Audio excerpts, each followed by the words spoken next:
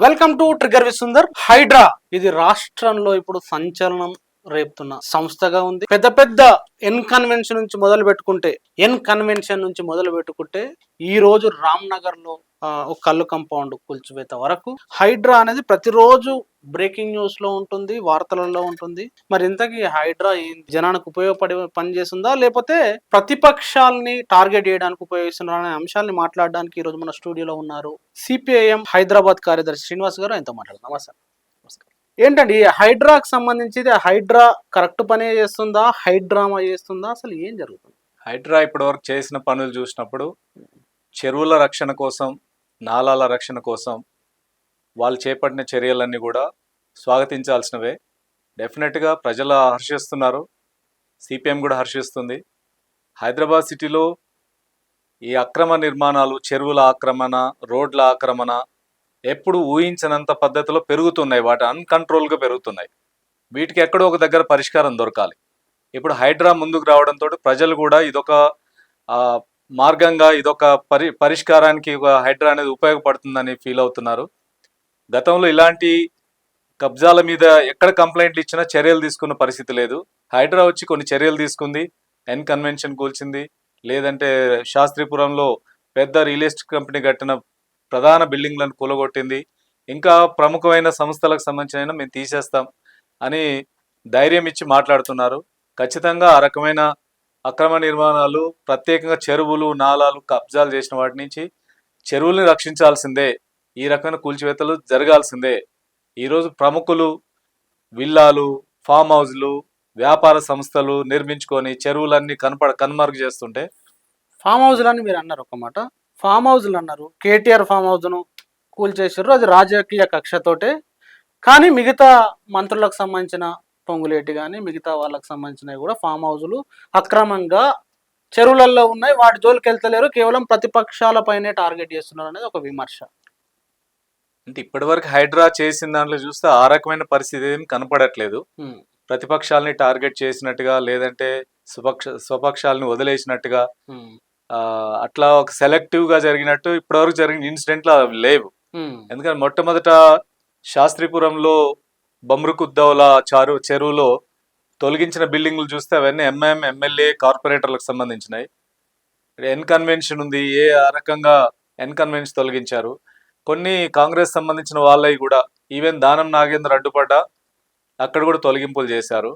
ఇప్పటి వరకు జరిగిన దాంట్లో ఆ రకంగా పక్షపాతంతో ఉన్నట్టు, టార్గెటెడ్గా చేసినట్టు లేవు. అట్లాంటిది ఏదైనా ప్రభుత్వం నుంచి, హైడ్రా నుంచి టార్గెట్ చేసి పక్షపాతంతో వ్యవహరిస్తే అట్లాంటి దాన్ని ఖచ్చితంగా ప్రజలు తిరస్కరించాల్సిందే, అందరం దాన్ని వ్యతిరేకించాల్సిందే. ఇప్పటి వరకు హైడ్రా చేసిన తీరు మాత్రం ఆ రకమైన దానికి ఆరోపణలకు పెద్దగా ఆస్కారం ఏం కనిపించట్లేదు. గతంలో నిర్మించిన నిర్మాణాలకన్నింటికి ప్రభుత్వ అధికారుల నుంచి, ప్రభుత్వ కార్యాలయాల నుంచి అనుమతి తీసుకొనే మేము నిర్మించుకున్నాం. అప్పుడు అనుమతి ఉన్న వాటికి అదే ప్రభుత్వం, హైడ్రా సంస్థ కూడా ప్రభుత్వం ఏర్పాటు చేసింది. అప్పుడు అనుమతి ఎట్లొచ్చింది, హైడ్రాకు తప్పెట్లా అనిపిస్తుంది అనేది ప్రశ్న. ఇప్పుడు అనుమతులు ఇచ్చిన అన్ని కూడా అఫీషియలే అనుకుంటే, హైదరాబాద్ లో ఇప్పుడు చార్మినార్ రిజిస్ట్రేషన్ కావాలంటే కూడా రిజిస్ట్రేషన్ చేసే పరిస్థితి రిజిస్టర్ ఆఫీసులలో ఉంది. ఇప్పుడు అది కూడా ప్రైవేట్ అని చెప్దామా, అది కూడా వ్యక్తిగతం అని చెప్దామా? కాబట్టి అధికారులు తప్పులు చేసి చెరువుల్లో కూడా కట్టుకోవడానికి అనుమతులు ఇస్తే దాన్ని అధికారులు ఇచ్చిన ప్రతిదీ కరెక్ట్ అని చెప్పడానికి లేదు. ఇప్పుడు అది చెరువులలో ఎఫ్టిఎల్లో ఉండి, బఫర్లో ఉండి, సిటీలో ఉండే చెరువుల వాటిని పరిరక్షణకి లేదా చెరువులన్నీ ఆక్రమణకి అవన్నీ తోడ్పడుతున్నప్పుడు అట్లాంటి వాటి మీద తిరిగి పునర్విచారణ జరగాల్సిందే. తప్పులు జరిగితే సరిదిద్దాల్సిందే. వాటిని ఆ రకంగా పద్ధతిలో మార్పులు చేయాల్సింది. అప్పుడు అధికారుల మీద కూడా చర్య తీసుకోవడం సిద్ధపడాలి. తప్పులు చేసిన అధికారులతో పాటు తప్పుడు పద్ధతిలో వచ్చిన అక్రమ కట్టడాలు, వ్యాపార సంస్థల్ని తొలగించాలి. లేకపోతే చెరువులు ఉండవు. హైదరాబాద్ చెరువులే కనపడకుండా పోతున్నాయి. హైదరాబాద్ కున్న ప్రత్యేకతే సిటీ ఆఫ్ లేక్స్ అంటున్నాం. సిటీలో ఇంత వాతావరణం, ఫేవరబుల్ వాతావరణం ఉందంటే దానికి కారణం సిటీలో ఉన్న చెరువులు, కుంటలు, ఇక్కడ ఉన్నటువంటి వాటి కారణంగానే హైదరాబాద్ కు ప్రత్యేకత ఉంది. అవే లేకుండా పోయిన తర్వాత ప్రత్యేకత ఏముంటుంది? ఎన్ని ఉంటాయి అంటే హైదరాబాద్ లో చెరువులు, కుంటలు? హైదరాబాద్ ఆక్రమణలకు ఎన్ని గురైనాయి? అంటే ఈ మధ్యలో నేషనల్ రిమోట్ సెన్సింగ్ సెంటర్ వాళ్ళు స్టడీ చేసి చెప్పింది ఏంటంటే, హైదరాబాద్ లో ఉన్న చెరువులలో దాదాపు ఒక 60 చెరువుల వరకు కనపడకుండా పోయినాయి. మొత్తం కనుమరుగైనా. మొత్తం కంప్లీట్ గా 60 చెరువులు అసలు ఏమీ లేవు, ఆనవాళ్లే లేకుండా పోయినాయి. మరొక 100 పైగా చెరువులు పార్షియల్ గా ఆక్రమణ గురైనాయి, సగానికి పైగా ఆక్రమణ గురైనాయి అని వాళ్ళ గత 44 ఇయర్స్ లో ఉన్న వాటిని సర్వే చేశారు.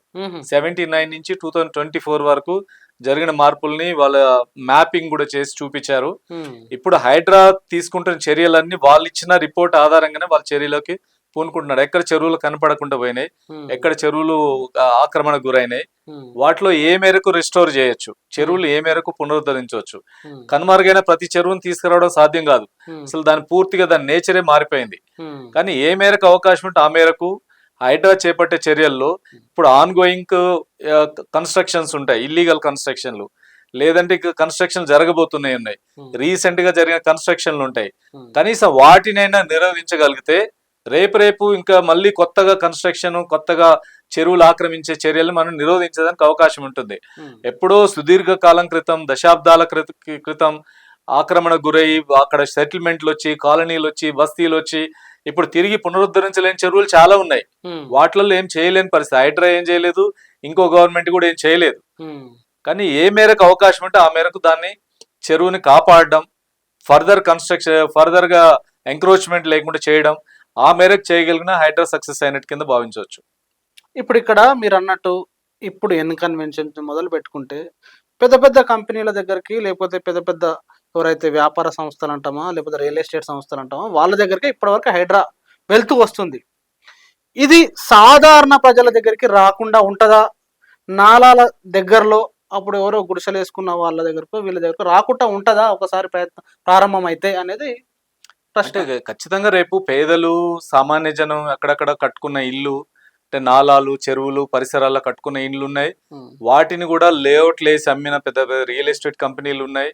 అట్లాంటి వాటికి మోసపోయో లేదంటే నమ్మో ఆ రకంగా అనుమతులు ఉన్నాయి కాబట్టి అధికారులు ఎల్ఆర్ఎస్లు ఇచ్చి అన్ని రకాల రిజిస్ట్రేషన్లు చేసి అనుమతులు ఇచ్చినవి ఉన్నాయి. అట్లాంటి వాటి విషయాలలో హైడ్రా కానీ రాష్ట్ర ప్రభుత్వం కానీ వాటి మీద చర్య తీసుకునే సందర్భంలో అన్ని రకాలుగా ఆలోచన చేయాలి. వాళ్ళ కష్టార్జితంతో కొనుక్కున్న ఇండ్లవి, వాళ్ళకి అదే జీవితం. అట్లాంటి వాళ్ళ ఆవాసాన్ని తొలగిస్తానన్నప్పుడు ప్రభుత్వం అన్ని రకాలుగా ఆలోచించాలి.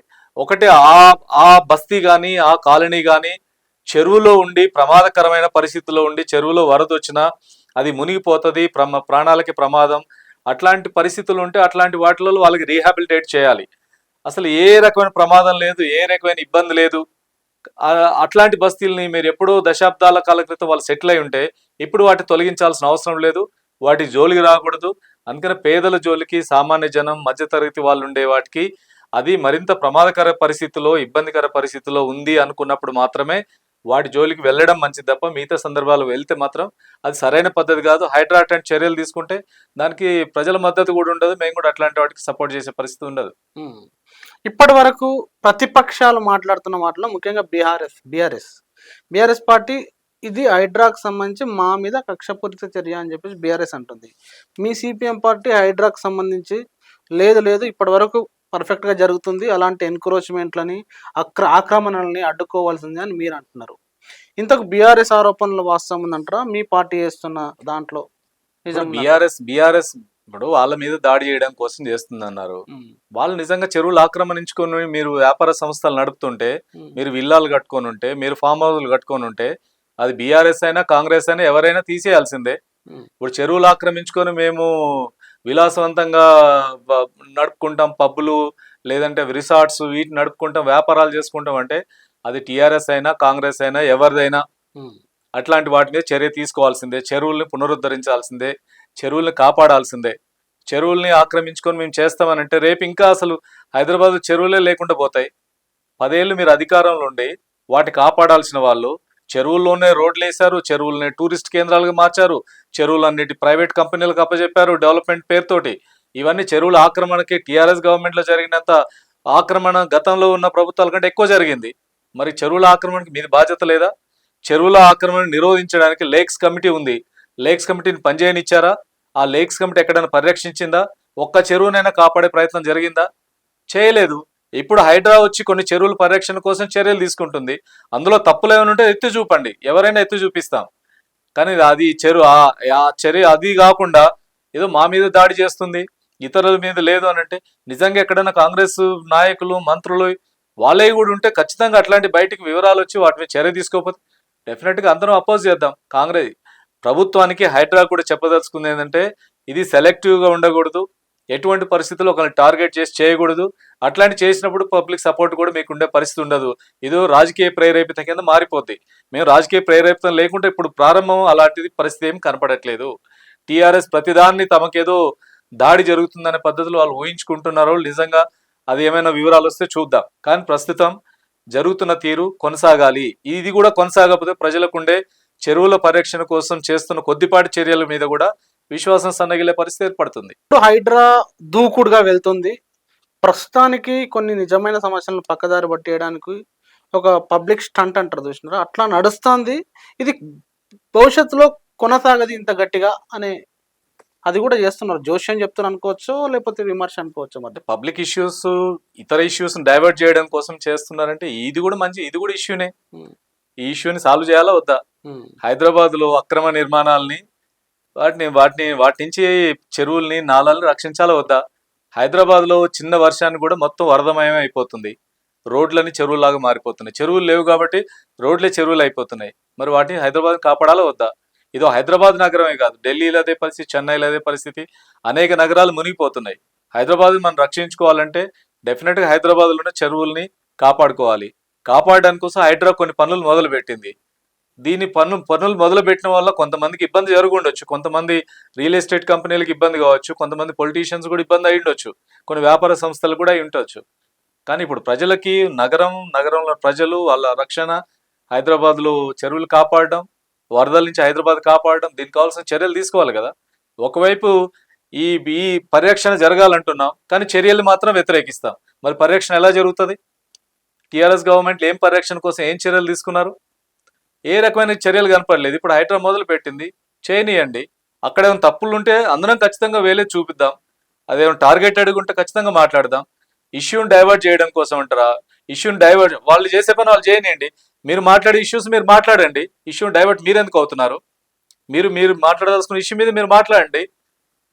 ఆ హైడ్రా చేసే పని సాగనీయాలి. ఇదంతా ఇప్పుడు చెరువుల రక్షణ కోసం మేము కూడా కట్టుబడి ఉన్నాం, అది సరిగ్గా జరిగితే మంచిదని ఒకవైపు స్టేట్మెంట్లు ఇస్తూ తప్పుదారి పట్టియడం కోసమే ఈ చర్యలు అని చెప్పి ద్వంద్వ మాటలు, వీటి వల్ల ఎవరికి లాభం జరుగుతుంది? అంటే తమ ఆక్రమణల్ని, తమ చర్యల్ని పరిరక్షించుకోవడం కోసం, వాటిని కాపాడుకోవడం కోసం చేసే మాటల్లా కనిపిస్తున్నాయి అవి. ఆ టీటెన్ కూడా ఒక మిడిల్ క్లాస్ ఎంప్లాయీ కాల్ చేసినారు. కాల్ చేసి మాకు సంబంధించి గతంలో చాలా సంవత్సరాల కింద కొనుక్కొని రూపాయి పోగేసి కొనుక్కున్న స్థలం ఉంది. రీసెంట్గా జిహెచ్ఎంసీ ఒక నోటీస్ సంబంధించి మీరు దాన్ని నిరూపించుకోండి అని చెప్తే సర్టిఫికేట్లు మొత్తం చూపించినాం. మళ్ళీ హైడ్రా నుంచి మళ్ళీ నోటీస్ వస్తుంది. 2 రోజులలో చూపించకుంటే, దాన్ని వెరిఫై చేయకుంటే ఇబ్బంది పెడతామని చెప్పేసి అంటున్నారు. అసలు ఇది ఎట్లా చూడాలి? మీరు ఇన్కన్వెన్షన్ కూల్చివేతనో, లేకపోతే ఇట్లా ప్రైవేట్ రియల్ ఎస్టేట్ సంస్థలు అక్రమంగా ఆక్రమించిన వారిని కూల్చివేతనో మీ ఛానల్స్ సపోర్ట్ చేస్తున్నాయి, పార్టీలు సపోర్ట్ చేస్తున్నాయి. కానీ మాలాంటి పేదలో, మిడిల్ క్లాస్ వాళ్ళు రూపాయి కూడబెట్టుకొని అలాంటి పరిస్థితి వస్తే ఏంది సమస్య? అందులో భాగంగా కొట్టుకపోవా ఇవి కూడా, మాకు అన్యాయం జరగదా అని ఒక ప్రశ్న వచ్చింది టీటెన్కి. ఖచ్చితంగా ఇప్పుడు కొన్ని చెరువుల దగ్గర ఆ చెరువుల స్వభావమే మారిపోయింది. ఇప్పుడు సపోజ్ హైదరాబాద్ లో కొన్ని చెరువులు పేరుకు, ఆ చెరువు పేరు బతుకమ్మ కుంట, కానీ అక్కడ కుంట లేదు. నాగమయ్య కుంట, ఆ కుంటలు లేవు. అఫ్జల్ సాగర్ లో అసలు సాగర్ అంటూ లేదు. మాసబ్ ట్యాంక్, తాలాబ్ కట్ట, ఇవన్నీ చాలా పేర్లు ఉన్నాయి. అవన్నీ ఒకప్పుడు తాలాబ్, ఒకప్పుడు అవి ట్యాంకులే, ఒకప్పుడు కుంటలేవి. కానీ ఇప్పుడు ఆ కుంటలు లేవు. దాని నేచర్ అంతా మారిపోయింది. ఇప్పుడు దాన్ని పునరుద్ధరిద్దాం, మొత్తం ఇండ్లన్నీ గొలగొట్టి కొత్త చెరువును సృష్టిద్దాం, అది సాధ్యమయ్యే పని కాదు. అట్లాగే కొన్ని చెరువులలో ఇప్పటికే వాటిని లేఅవుట్లు వేసి ఇల్లు కట్టుకొని దశాబ్దాలు అయిపోతున్నాయి. దానికి ఎల్ఆర్ఎస్ ఉంది, బిఆర్ఎస్ ఉంది, రిజిస్ట్రేషన్ ఉంది, అన్ని రకాల అనుమతులు ఉన్నాయి. చిన్న కాలనీలు ఏర్పడ్డాయి. ఇప్పుడు ఆ కాలనీల్ని, ఇప్పుడు మేము కాలనీలన్నీ ఇండ్లన్నీ తీసేస్తాం, వాటిని నీళ్లు తీసుకొస్తాం, చెరువులను పునరుద్ధరిస్తామంటే ఇప్పుడు దానివల్ల ప్రయోజనమా నష్టమా? అందుకని మధ్యతరగతి కుటుంబాలు ఆ రోజే మీరు నిర్మాణాలు జరిగేటప్పుడే ఎల్ఆర్ఎస్ అడ్డుకొని ఉంటే వేరు. ఇప్పుడు ఇంత సుదీర్ఘకాలం జరిగిపోయిన తర్వాత ఇప్పుడు దాన్ని మొత్తాన్ని మార్చి తిరిగి చెరువుగా పునరుద్ధరణ అసాధ్యమైన విషయం. అవి జరగడం అనేది కొన్ని వేల కుటుంబాలు భారీ ఎత్తున నష్టం జరుగుతుంది, లాభం కంటే నష్టం ఎక్కువ. వీటిని కూడా మనం అంచనా వేసుకోవాలి. హైడ్రా కమిషనర్ చెప్పిన దాంట్లో కూడా మేము ఆ రకంగా ఉన్న వాటి జోలికి వెళ్ళము అని చెప్పి ప్రకటన ఇచ్చాడు. కాబట్టి దాన్ని ఆ రకంగా జరుగుతుందా, జరిగితే ఖచ్చితంగా దాన్ని అబ్జెక్షన్ చెప్పాల్సిందే. దాన్ని ఏ మాత్రం కూడా ముందు సాగకూడదు. ఎందుకంటే కొన్ని చెరువులలో ఆ రకమైన కాలనీలు ఏర్పడే వాళ్ళు చాలా కాలం నుంచి రిప్రజెంటేషన్ చేస్తున్నారు. దాని జోలికి పోవద్దని చెప్పి ప్రభుత్వానికి హైడ్రాకు చెప్పదలుచుకున్నాం. నిజంగా ప్రభుత్వం అదే రకంగా ముందు సాగితే ఆ ప్రజల తరఫున నిలబడి పోరాడాల్సి వస్తుంది. ఇప్పుడు ప్రజల ఇల్లు కూలగొట్టి మేము ఆ పేదోడిని, సామాన్యుడిని, మధ్యతరగతిని వాళ్ళ ఇళ్ళన్ని తీసేసి ఆడ చెరువులు అభివృద్ధి చేస్తామంటే ఇది పిచ్చోడు చేసే పని తప్ప ఇంకోటి ఉండదు. ఆ రకమైన పని చేస్తుందని నేను అనుకోను. హైడ్రా కమిషన్ ఇచ్చిన స్టేట్మెంట్లో కూడా మేము వాటి జోలికి వెళ్ళము అని చెప్పాడు. ఎక్కడైనా చెరువులోనే మధ్యలో ఉండి కొన్ని చెరువులు ఉన్నాయి, వర్షాలు వచ్చినప్పుడు చెరువుల్లోకి నీళ్ళు వచ్చినాయి, ఆ చెరువు మధ్యలోనే అక్కడో ఇక్కడ కొన్ని ఇల్లు తేలాడుతున్నటువంటి ఇల్లు కూడా ఉన్నాయి. మరి అట్లాంటి వాటి అక్కడ ప్రజలకు కూడా ప్రమాదమే. కాబట్టి అట్లాంటి ప్రమాదకరమైన పరిస్థితుల్లో ఇండ్లని మాత్రం తీసేయాలి, దగ్గరలోనే వాళ్ళకి రీహాబిలిటేట్ చేయాల్సిన అవసరం ఉంటుంది. అసలు ఏ ప్రమాదం లేదు, దాదొక సపరేట్గా ఒకవైపు ఈ కాలనీలు ఏర్పడ్డాయి, దానివల్ల ఇప్పుడేమీ ప్రమాదాలు వచ్చేది లేదు, ఇబ్బందులు ఏం లేవు. వాటి జోలికి పోవడం అనవసరం. ఇప్పుడు అవన్నీ ఇండ్లని తొలగించి మీరు ఏం సాధించదలుచుకున్నారు? కాబట్టి మనం చేసే పనుల వల్ల ఓవరాల్గా సమాజానికి ప్రయోజనం జరగాలి తప్ప కొన్ని వేల కుటుంబాలని రోడ్డు పాలు చేసి మేమేదో సాధించామని చెప్తే అది నష్టం తప్ప లాభం ఏమి ఉండదు. ఇప్పుడు ఇదే హైడ్రాని ప్రస్తుతానికి హెచ్ఎండిఏ పరిధిలో ఉన్నట్టుంది. ఇదే హైడ్రాని తెలంగాణ వ్యాప్తంగా విస్తరించి దీన్ని కొంత ఫోర్స్ పెంచి టీమును పెంచే ప్రయత్నం రాష్ట్ర ప్రభుత్వం చేస్తున్నట్టు ఈరోజు కొన్ని వార్తలు వచ్చినాయి. అసలు రాష్ట్ర వ్యాప్తంగా కూడా ఇలాంటి యాక్టివిటీస్ చేయొచ్చా, చెయ్యాలనా, ఎట్లా ఉంటుంది దాని పరిస్థితి? అంటే ప్రస్తుతం ఔటర్ రింగ్ రోడ్డు వరకు లిమిట్ చేసి దాన్ని పనులు మొదలు పెట్టారు. అది మొదలైంది కూడా చాలా కొంచెం వారాల టైమే అవుతుంది. ఇప్పుడే రాష్ట్ర వ్యాప్తంగా అంటే జరిగేది మంచి పని అయితే రాష్ట్ర వ్యాప్తంగా చేసిన అభ్యంతరం ఏముంది? ఆ రకంగా చెరువులు కాపాడడానికి ఇతర నగరాల్లో లేవా? హైదరాబాద్లోనే జరుగుతుందా? వరంగల్ లేదా? నల్గొండ లేదా? ఇతర నగరాల్లో చెరువుల కుంటల ఆక్రమణ జరగట్లేదా? లేదా రోడ్ల ఆక్రమణ జరగట్లేదా? ఇప్పుడు చెరువులే ఎందుకు మాట్లాడుతున్నాం, రోడ్ల ఆక్రమణలు ఎన్ని జరగట్లేదు?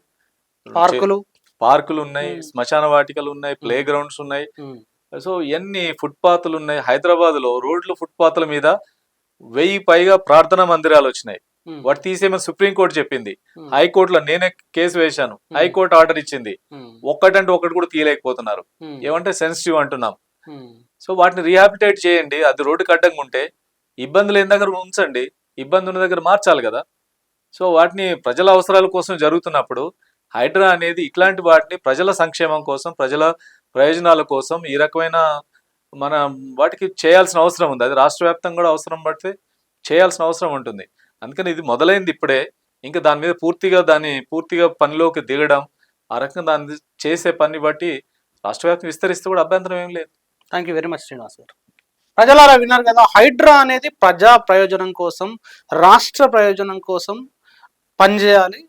పేదలు మధ్యతరగతికి సంబంధించిన అంశాలు వచ్చినప్పుడు తప్పకుండా దాన్ని పరిగణలోకి తీసుకొని పనిచేయాలి. కాబట్టి అక్రమ కట్టడాలు, నాలాలను ఆక్రమించి కట్టిన పెద్ద పెద్ద ఎవరైతే రియల్ ఎస్టేట్ కంపెనీలు అంటామా, లేదంటే పెద్ద పెద్ద ఇన్వెస్టర్లు వీళ్ళు చేసిన వాటి అక్రమాల మీద జరుగుతున్న దాడుల మీద అనేక అంశాలు శ్రీనివాస్ గారు చెప్పారు. మరి ఆయన చెప్పిన అంశాల్లో వాస్తవాలు ఏమున్నాయో మీరేమనుకున్నారు కామెంట్ రూపంలో రాయండి. Thank you very much. చూస్తూనే ఉండండి టీటీఆర్.